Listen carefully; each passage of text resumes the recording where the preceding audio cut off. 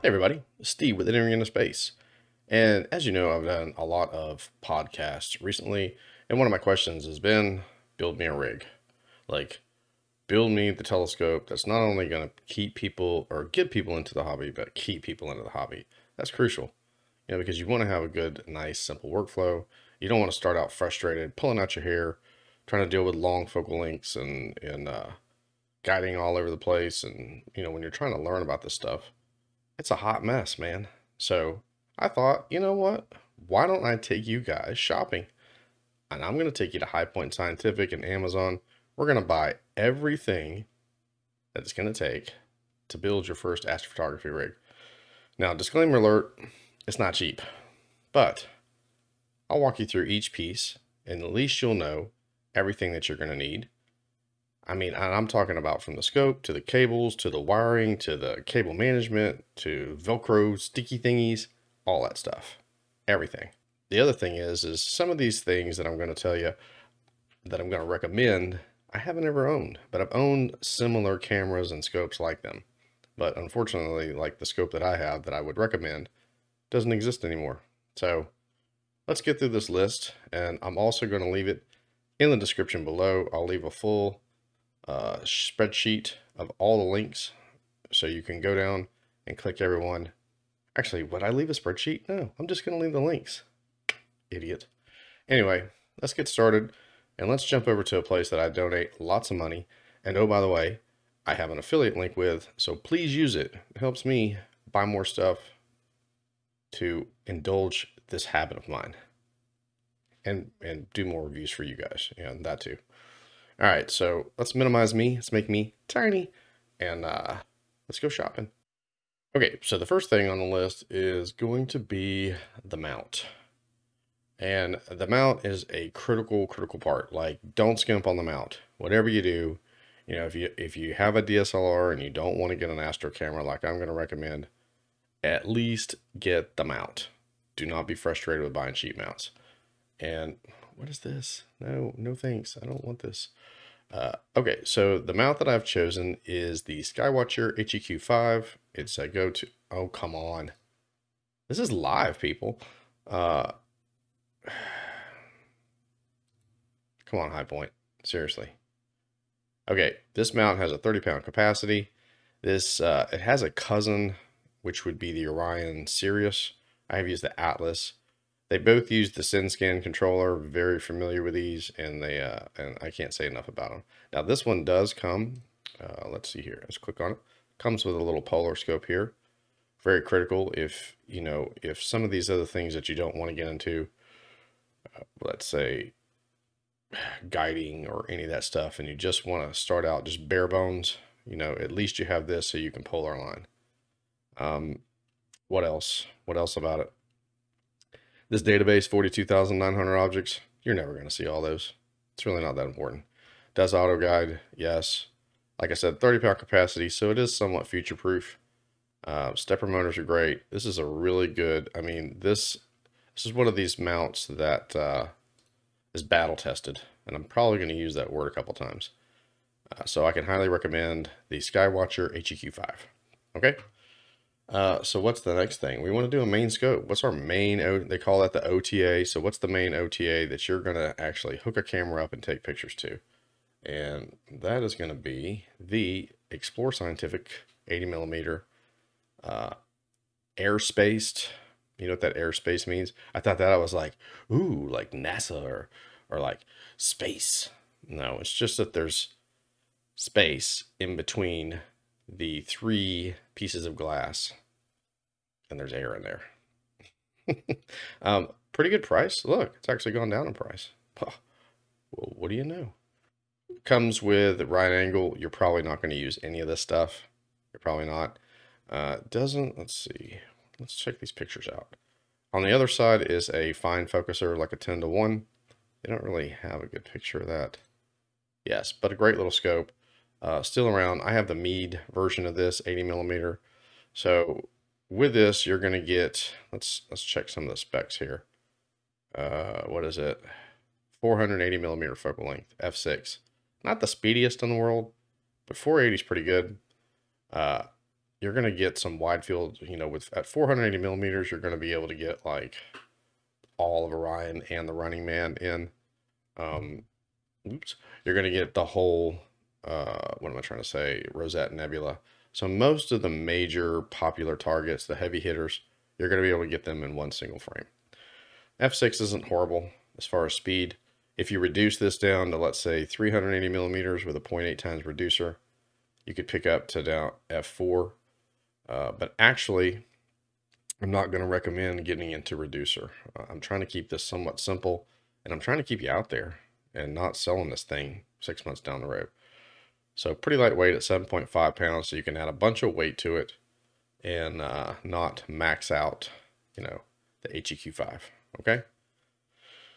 All right, so what do we need next? We need a field flattener, because even though these scopes have 3 pieces of glass, which what those 3 pieces of glass do is they correct the red, blue, green wavelengths and focus it into one, so you don't have like weird star halos or what they call chromatic aberration. So that's what a triplet is, all right? You can save some money getting a doublet, but if you're trying to shoot with a one-shot color like I'm recommending, probably going to have some issues with that. So that's why most people go with this triplet. I can already tell you this though, these, can we zoom? That's not my zoom, is it? This little guy right here is okay stable. This is pretty standard dovetail. You may want to upgrade this, but for right now, this is going to fit decently on the mount. And as long as you don't overload it, I think you'll be fine. You've got a place here for a finder scope or a guide scope, which we're going to get into. But yeah, great little scope. So next thing, like I said, is the field flattener. And let me click on the link here. It's the Hotech. Now this I have and I use. This is a great field flattener. This end goes into this little portion right here. You see these 3 rings? This portion right here. Let's see, let's go back. Whoa, too far. So this portion would slide into this focuser right here. And even though you have these 2 locking pins, this little portion right here, you twist this handle and these rings, they expand and really, really locks that down. And of course, this is going to thread into either your camera or into a filter wheel, but we're not going to get into filter wheels. So field flattener is a must. And what that's going to do is it's going to give you nice round stars all the way out to the edge. You're not going to have those little elongated stars if you did not use this. So at $175, I highly recommend it. Let's see, what's next? We've done that. We've done the hotel. Okay, so now we got to get a guide scope. Guiding is crucial. This mount that I recommended, at best, you're going to get 60 seconds before you're going to start to see star trails. And so putting a guide scope on there and a guide camera drastically increases that. It gets you up to 5-6 minutes. And with good proper polar alignment, I mean, you could just go as long as you want to. So the guide scope that I'm going to choose is relatively cheap. Now, believe it or not, I am currently shooting with a 10-inch Orion, 1000 millimeters, f3.9, super fast. This is what I'm using. This is the exact guide scope that I'm using. It doesn't have a focuser. The focus is right here. You back that ring off and then you just twist the lens. The other way you focus is you take your guide camera and just kind of slide it back and forth in these rings. That's kind of your coarse focus. And then to fine tune it, you would unlock this ring, twist the lens until you get good sharp stars, and then spin that ring back up and lock these 2 together. It's crude, but guess what? For 74 bucks, that's what you're going to have to do. And these little knobs right here will actually adjust it. And basically the crucial thing with these guide scopes is the first time you slew to, let's say, a really bright star, let's say Vega, and you get it dead centered of your OTA, you're going to want to adjust these little knobs to make sure that this guide scope is centered on Vega as well. And that gives you the best chance of guiding. It stops any flexure, what they call flexure. So that is very critical. So yeah, even Orion's got a nice little video with that dude there. But like I said, cheap, But guess what? Works really well. Some of the best guiding I've ever got. I mean, I'm 0.3 right now. And if you're new to guiding, you're like, what does that mean? You're going to come back to this video and you're going to go, wow, it's pretty low. It's pretty good guiding. Okay, so we want a main camera. We got to take pictures, right? All this is about taking pictures. So what I'm going to choose is a little weird because I shoot mono. This is a one-shot color camera. This is the ZWO ASI 294 MC Pro. It is a cool camera. It's a 14-bit, which gives you good dynamic range. So just going through the pictures here, there's the sensor. Back of the camera is pretty cool because this would be your power in, your data out. So whatever pictures or commands that is going to come back and forth, how you're going to turn that camera on, turn the cooling. This is all with the USB 3 in. And then these two are out. So this could power your guide scope and then maybe your focuser. Depends on how close your camera is. So having these two extra USB ports on the back of ZWO's camera is pretty cool. So the pixel size is 4.63, which is pretty large. You could use this on a larger diameter, or what am I trying to say? A longer focal length telescope and still get good sampling. And speaking of sampling, let's go over here to another little website I'm going to show you. And obviously it'll be in the link. It's called Astronomy Tools, CCD suitability calculator here, which we're already on it. So you scroll down here and you've got tons of telescopes. So you just want to choose your telescope, but we can cheat. Let's just speed up the process here. We knew that was 400 and let's go back. I think they said it was 480 millimeters. So just type 480 and this is going to tell you, you want to be in the green. See this, the pixel size. So let's go to our camera here. 4.63. We're just going to manually type that in. 4.63. So see, you're on the verge. You're right on the verge. You're still in a good shape. You're still not quite oversampled, where you've got more pixels spread across a smaller portion of the sky. You're right in that kind of green zone. So I would say you're good. See what happens if you drop that down to bin 2x2. So you kind of get out of the green zone. So you want to keep it bin 1x1, which means every pixel is doing its own job. You're not combining pixels. So bin 2x2 would be 4 pixels out, or 2 pixels over, 2 pixels down, makes 4 pixels, and they combine to now make 1 pixel. That's how that works. So you want every pixel doing its thing. You know, essentially you'd want to be heavier to this side, but I'm going to tell you it works fine. So main camera, ZWO 294. It is a cooled astronomy camera. The specs of it down here, it does use the Sony IMAX sensor. Again, a workhorse sensor. It's been battle tested. We're not fighting, but it just sounds really cool in my video. You get a nice size chip. It's got the guide ports. Nobody ever uses that. So other than that, great camera. Can highly recommend it. Now, you will have to get a power cord for it, which we're going to get to. Okay. So main camera. So let's recap.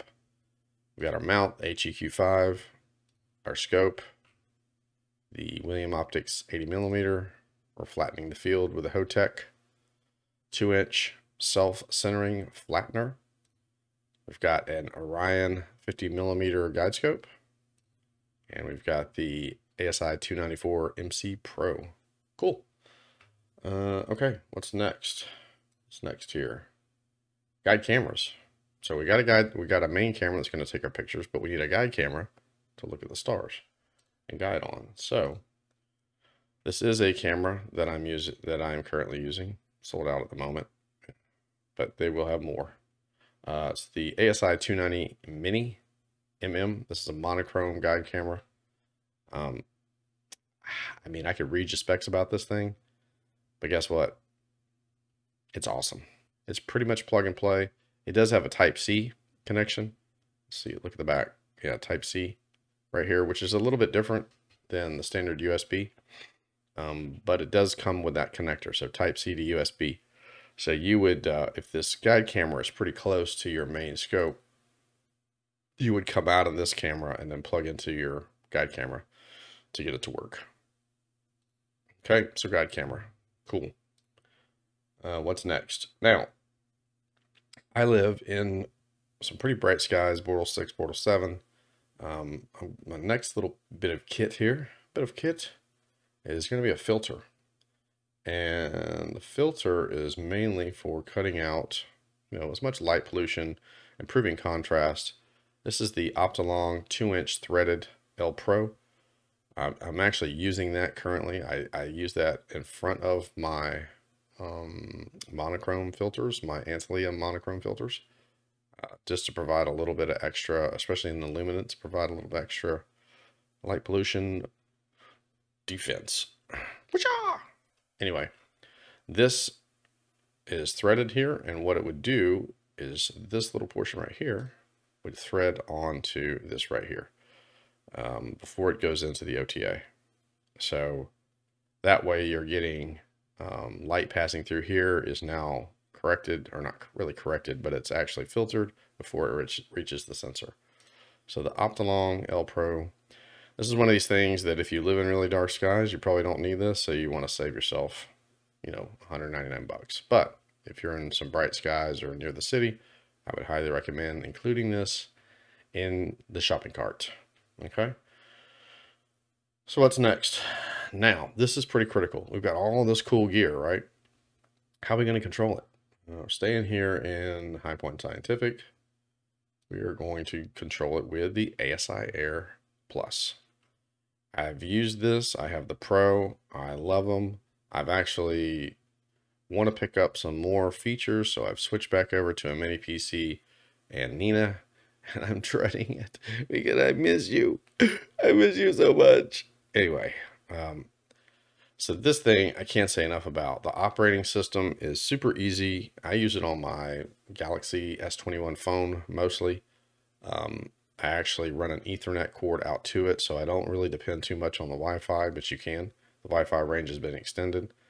So let's just take a little trip around this thing. These are the four 12-volt outputs. So you'd have one going to the camera, for sure, and then probably one down to the mount. What else? On-off switch. There's your 12-volt in. There's your, what do you call that?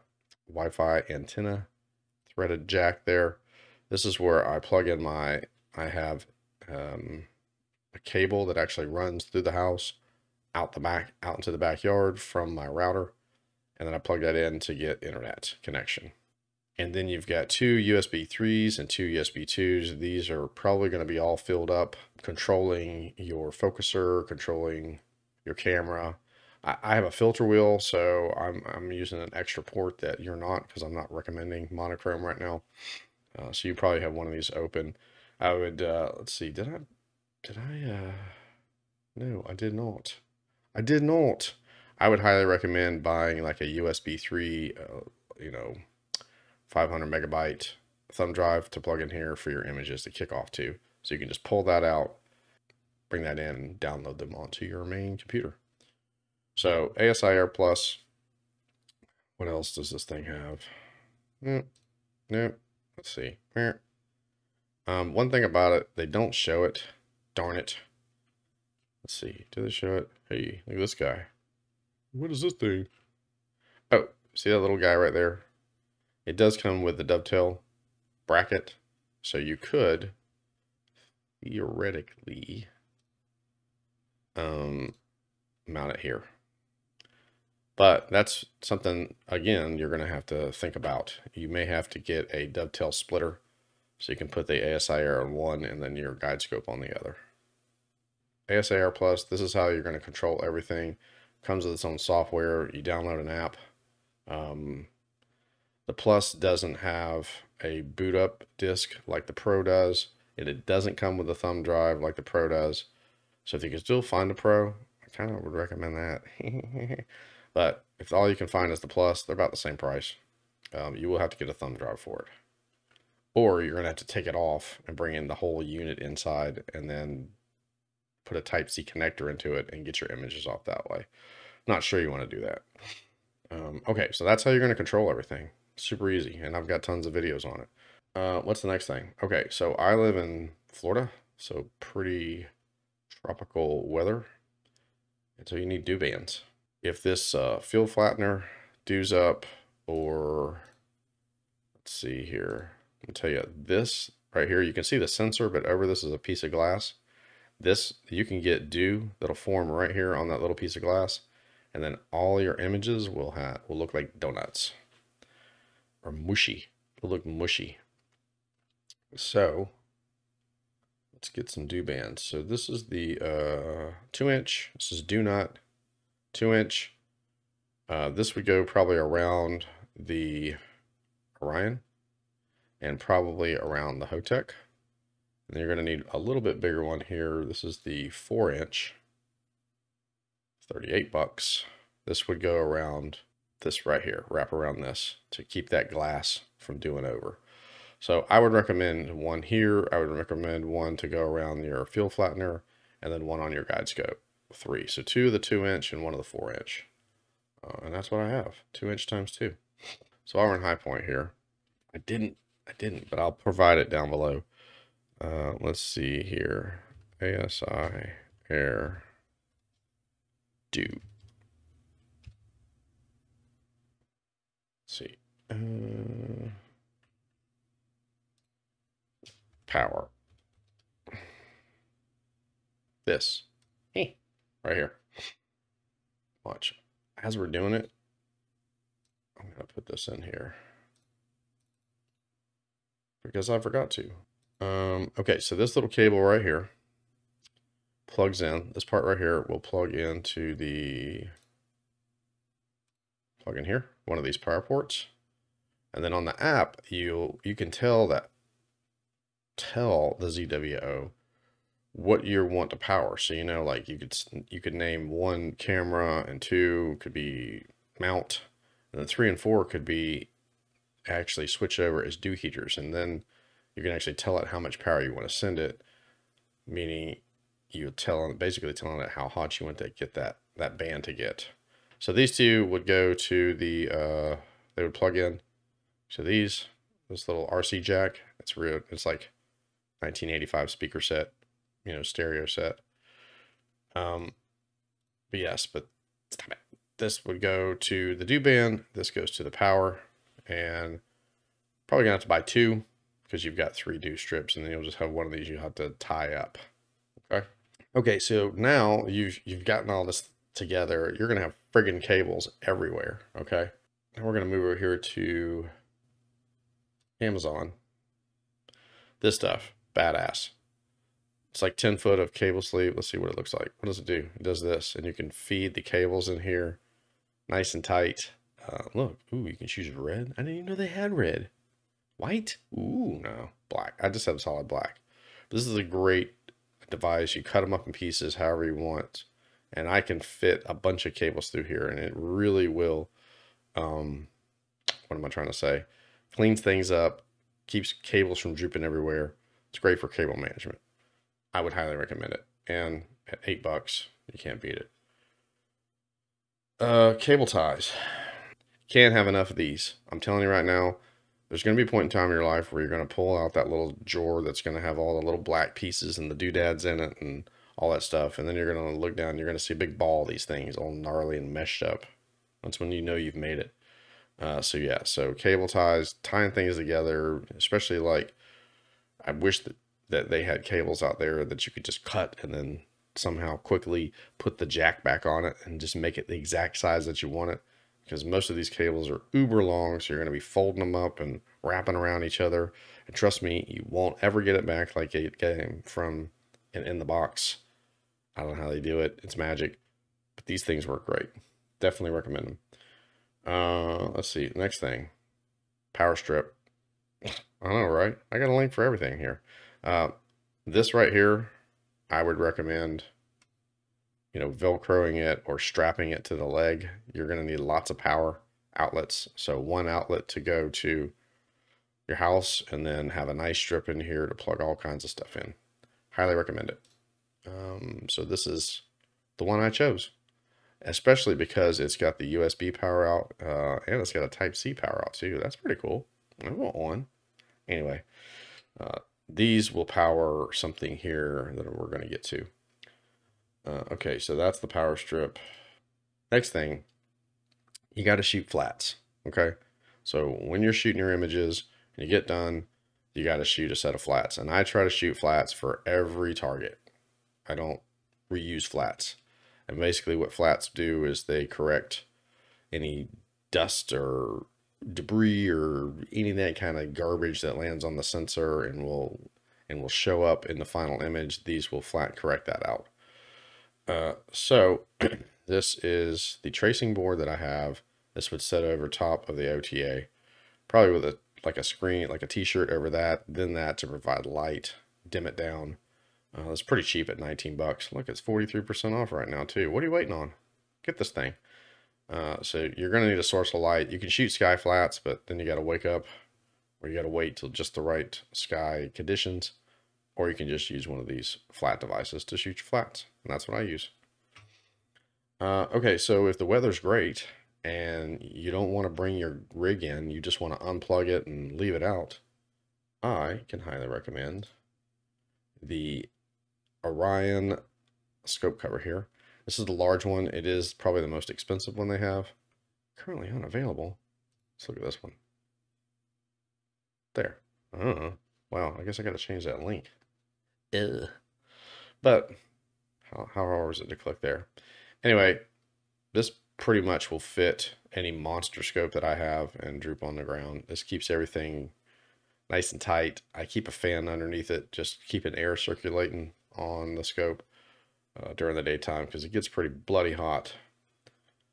All right, so here's a critical point. Got to have this. So all this gear, we're going back to high point. All this gear has to be powered, right? So you've got to have, from that power strip, you've got to have a main power source. This cable right here, this is your main 12-volt in. It does come with a cable that's going to come out of here and go to your power strip, but this cable right here is going to go to wait a minute, where is it at? Here. It's going to go there. Whoa, there. So that's your 12-volt in. And this is made by Pegasus. I actually have one of these and I've used it literally for 3 years. No issues. And it has the wattage to handle everything that I need. Or the amps, excuse me. I say what? I don't know. I'm not an electrician. It has the amps to handle multiple things being run. The mount, the camera cooling, the camera itself, everything. Runs it fine. But you definitely got to have this. We did the scope cover. That. Oh, this is pretty crucial. This is the cable that's actually going to control the mount and the skill. So this portion right here would go from the mount or the hand controller. This portion right here goes to the ASI Air. So they actually show. So let's go back here. See if we can see it. That's the way I used to run this thing, was I would plug it into the bottom of the hand controller. I would take the hand controller and set it to PC direct. And then once I did that, then I could control my mount, and I didn't try to go straight into the head here, the head system. So it's going to plug in the bottom of the hand controller, and it's going to go up to the ASI Air. And then all you got to do is select HEQ 5, HEQ 6, and then change the baud rate. I think it's 15,000. But you got to adjust the baud rate in the ASI Air to get everything to run. But if you have any questions, give me a call. Don't give me a call. I'm not leaving you my phone number. Jesus. So that's it. That is an entire rig. I wish I had it like a picture of it all in one thing here.